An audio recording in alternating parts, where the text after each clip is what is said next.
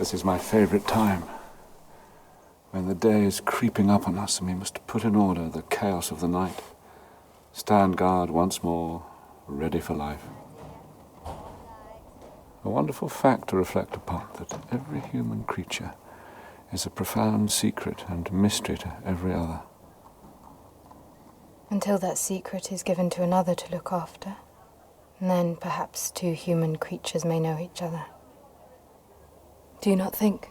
As a clip from The Invisible Woman, I'm joined by its director and star, Ralph Fiennes. Ralph, good afternoon, sir. Good afternoon. How are you? I'm very well, thank you very much. And do we find you in fine form talking about this movie? Because the last time we spoke to you was for Coriolanus, which you directed yourself, of course, and here you are directing and starring. Tell us about The Invisible Woman. The Invisible Woman is really the story of Nellie Ternan. There was the young actress that Charles Dickens fell in love with and in the end left his wife for, and kept her. There's a lot of difficult feminist jargon that trips me up here. I feel I can't say mistress. Why not? I've been picked up on it by Whoopi Goldberg of all people, saying. But anyway, I will say it. She became his mistress. What language would Whoopi have preferred you use? I don't know. She couldn't answer she couldn't come up with an alternative.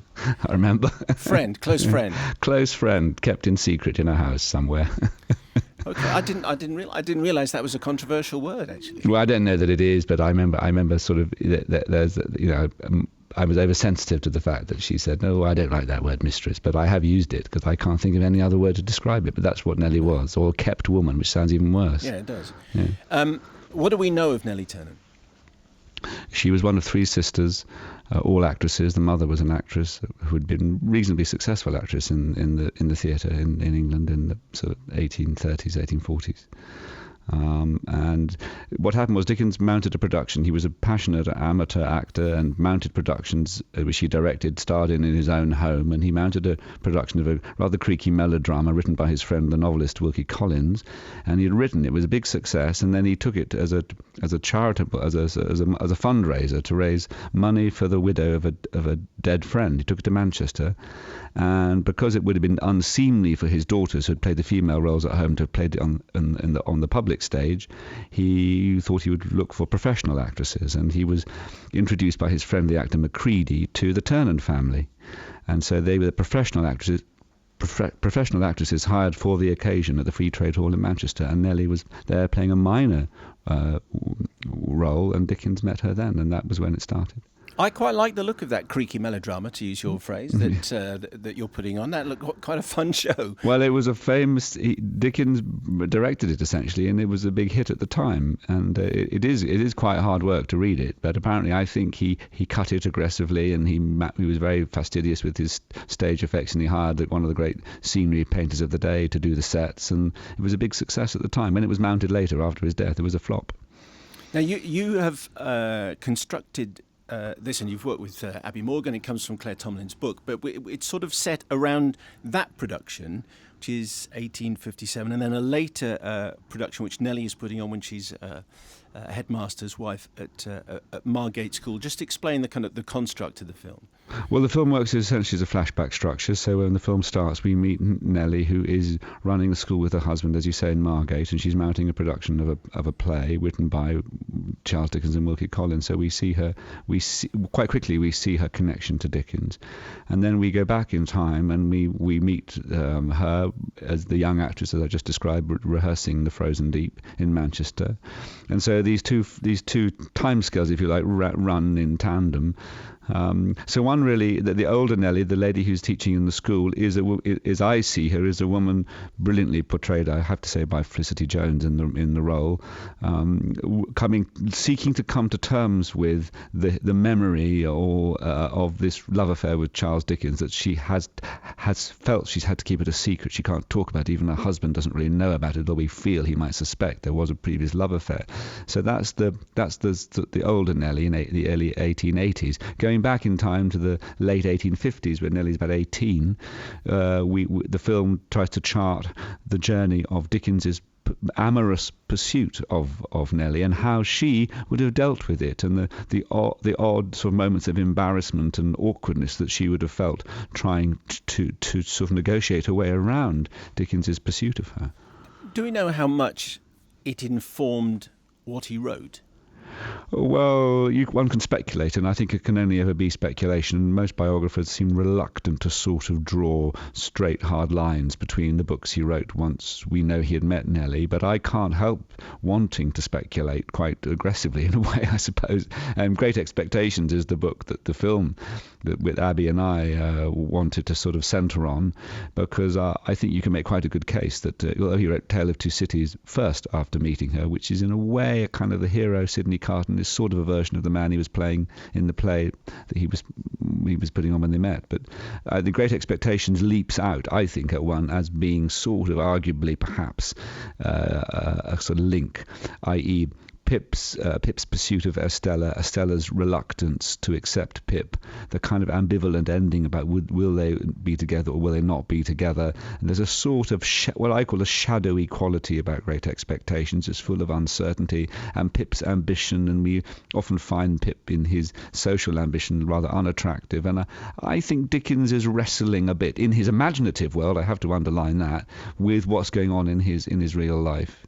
And the film certainly chooses to focus. I wanted the film to focus on that book as somehow reflecting what's going on between Dickens and Nellie. Yeah, and is it fair to say, Rafe, that until very recently, you weren't really a Dickens expert? I mean, you've come to him quite late. I don't think I am a Dickens expert now. I'm a sort of fan, and I had to sort of have a fast track education in Dickens, but I didn't know much about Dickens the man at all. I'd only ever read Little Dorrit. I was familiar with the great adaptations, the David Lean adaptations and various stage adaptations, but I've had, as I say, a sort of fast track education in Dickens, and now I think I'm a fan. I mean, I just think his writing is brilliant and funny and sort of dangerous as well. Sometimes I think he's acerbic, and his insights into who we are as people are very funny and quite mischievous. You have the enthusiasm of a late convert. That's exactly what you've hit the nail on the head. I'm a late convert. Yeah.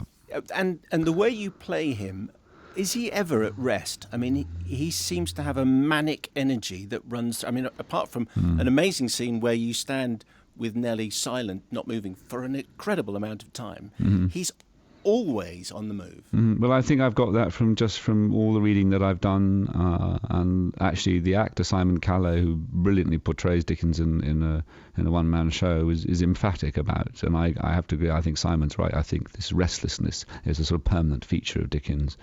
I mean, I think he was a self-made man. He had a great sense of a sort of social injustice himself. His father was bankrupt, and he was virtually made to go and work in a factory that made bootblacking, shoe polish, and he always carried this as a sort of terrible sense of stigma, if you like, that he didn't have a formal good education. And I get the sense of a man furiously determined to prove himself to the world, and he discovers this incredible gift for writing. He started writing sort of parliamentary sketches, and they became sketches by Boz, and suddenly I think you feel he realizes this is his gift, and he just goes, and he but not only was there a restlessness and a furious determination to keep producing, keep writing, but also just physically his love of walking, of being always engaged in. He did these amazing walks through London at night, and even did actually walk once the distance between his country home and London, which is 36 miles from his home in Kent to London, which we show in the film.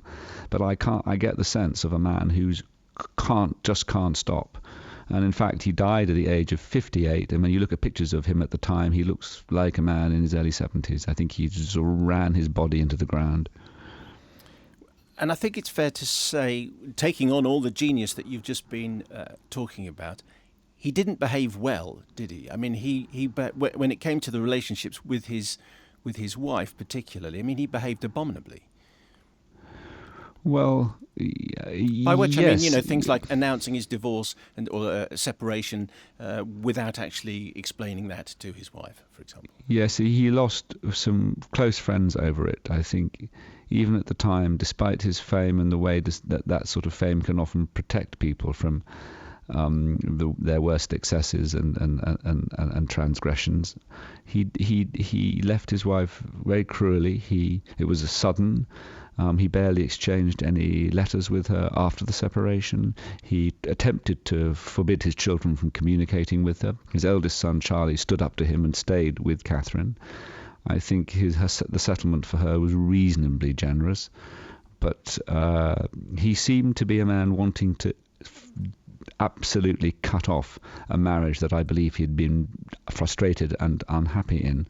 Doesn't excuse it, of course, but I think sometimes what happens when people fall out of love and in love with someone else, they leave a sort of wreckage. And I think Dickens's sense of, he was trapped by his sense of his public self and his reputation, and when you read some of the letters, you feel he writes as if the injustice has been done to him, which is extraordinary.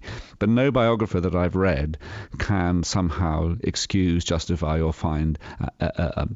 They all have to sort of grasp the nettle and say that the way he behaved was not good.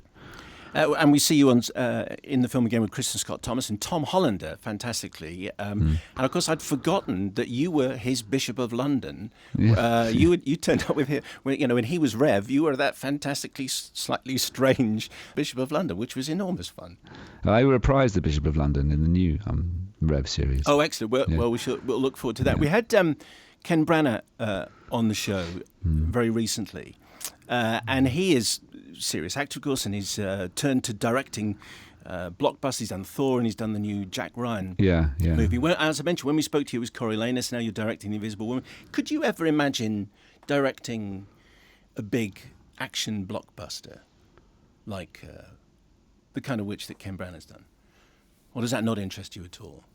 I could, and I guess it would have an appeal. I would have to really just love what it was. I think I'd love to have there had to be something at the centre of it that I really was sort of excited by or moved by or something, a character or a man, or I don't know. But if it was just because it was an action movie, I would hesitate. I'd need to know that at the centre of it was something that was different or unusual. Would you want to come back to directing fairly swiftly, or are you happy to? I know we see you in Grand Budapest Hotel, I think next, but I don't know. I'd like to. I am. Yeah. I haven't. I don't know what it is right now, but I am reading and looking, and various things are being discussed.